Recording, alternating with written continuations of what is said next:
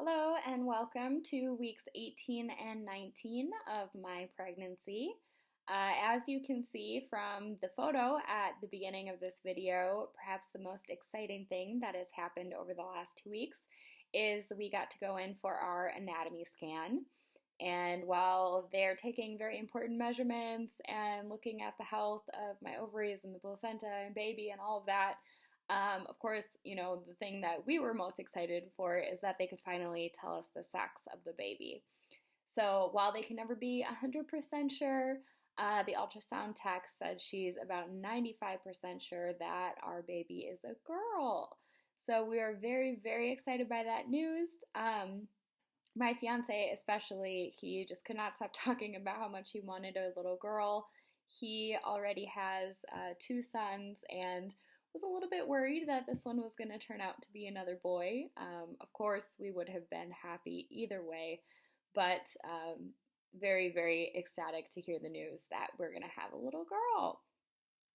And then of course, throughout the ultrasound, it was just nice to be able to see baby. It's not very often that you get a little glimpse of what's going on in there, and it's always exciting to see how much baby has grown since the last ultrasound, and to see all the little movements and the kicks and the punches, and just makes it real that there's really a life growing inside of me.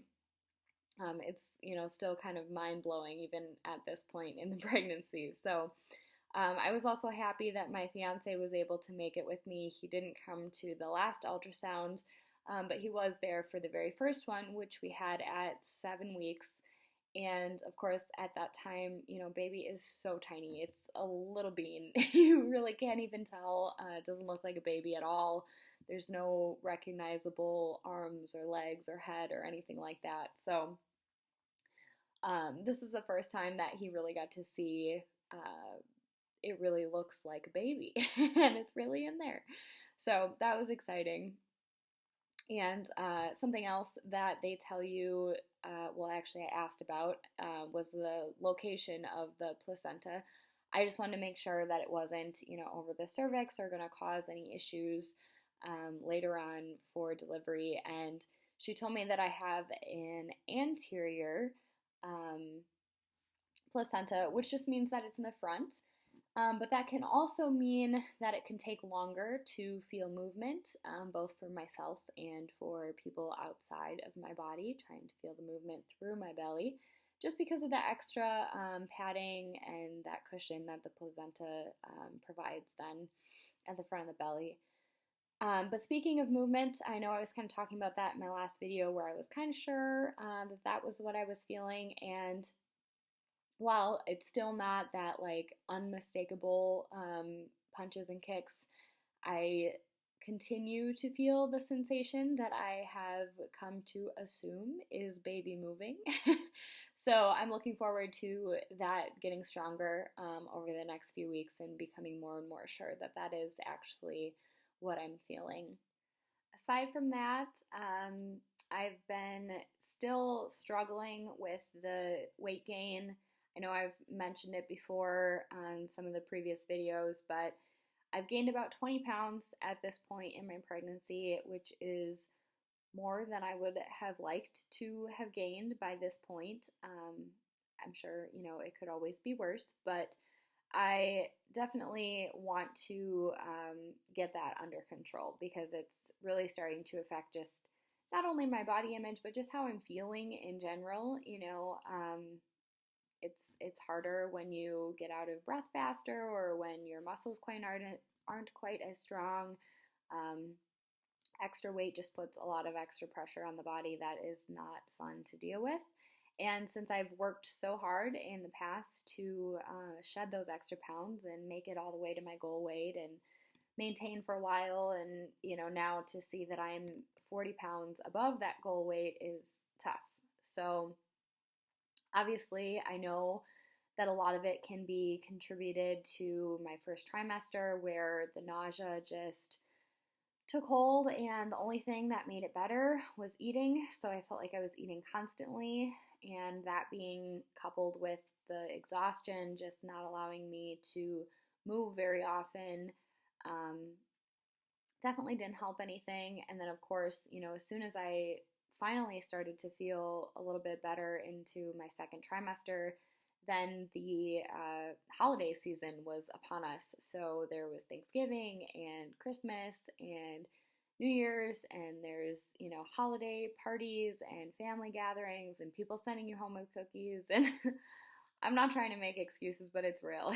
It's a struggle, and I think everybody, especially here in the United States, knows that this time of year is tough for anybody trying to live a healthier lifestyle. So I have decided to kind of jump on the bandwagon this year, now that it is in the new year. And I wouldn't say set resolutions necessarily or be very strict or hard on myself, but I do want to be more cognizant of my choices and to make better choices. Um, for me, that means using my Weight Watchers app again to track the food that I'm eating, to make sure that I'm aware of the food that I'm eating, instead of kind of just mindlessly shoving it in my face. Um, and then, of course, practicing yoga more often than once a week. So just trying to work that in as much as I can. And while it's only been a couple of days, I feel like I've been pretty successful so far. So I'm really hoping that if I'm able to keep that up, then I should be able to get the weight gain under control for the remainder of the pregnancy, hopefully making me a little bit less uncomfortable in the third trimester, and postpartum just not feeling like I have to start over, from where I was 2 years ago, because that would be very discouraging, especially given the fact that now I have an infant to take care of, and it's even harder to make time to um, take care of myself the way that, I need to in order to be the healthiest version of myself. So I'm really trying to solidify those good habits now, so that they become easier to maintain as time goes on. With that holiday season, I've had a couple of weeks off of school, so that means that I've had a little bit of time to do some reading that has not been assigned because, unfortunately, for I don't know, probably the last 4 or 5 years of my life now, the only time I really get to read is when it's, a textbook or something that's assigned through school. So I've taken these couple of weeks off to take advantage and read some of the birthing books. Aside from the initial book that I bought, the What to Expect When You're Expecting, like the day after I got a positive pregnancy test. I've also purchased a couple other books, and the one I've been reading is called Active Birth. It's pretty good. It does kind of go over a lot of the same ideas that I've already been exposed to just through podcasts that I'm listening to and information that I'm looking up, and um, people that I'm talking to and things like that. But it's really nice to just reinforce those ideas of the importance of being active during labor and changing positions and finding positions that use gravity to your advantage and to reduce tearing and to help advocate for yourself in order to reduce the need for interventions and what some of those side effects are of said interventions, which of course I've, kind of sidestepped from choosing a birth center over a traditional hospital. But, it's nice to be prepared because you really never know what's going to happen. Especially, if I were to go into labor outside of that window that the birth centers are given, which is 37 to 42 weeks, then I really don't have a choice but to give birth in a hospital. So it's still important to understand the effects of these things and how to advocate for yourself and how to put a plan into place of what you really want. And so that's kind of what I've been focusing on. And I'm also trying to be a little bit more prepared for the postpartum time, because I think a lot of pregnant women put so much time and effort thinking about the pinnacle of the pregnancy, which is really that labor and delivery and the whole birth process. You know, it's something that for a lot of people induces fear, and it's just this new experience that is unlike anything you've ever done before.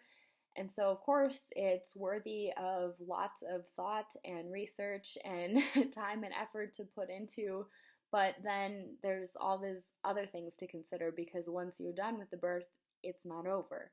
You know, now you have a body that needs to heal itself, and you have a newborn that you need to take care of, and milk coming in, and trying to figure out the breastfeeding relationship, and trying to take care of your own mental health on, you know, barely any sleep. And so I'm really trying to make myself more aware of some of these challenges and coping mechanisms for those challenges, so as not to be blindsided when they do come.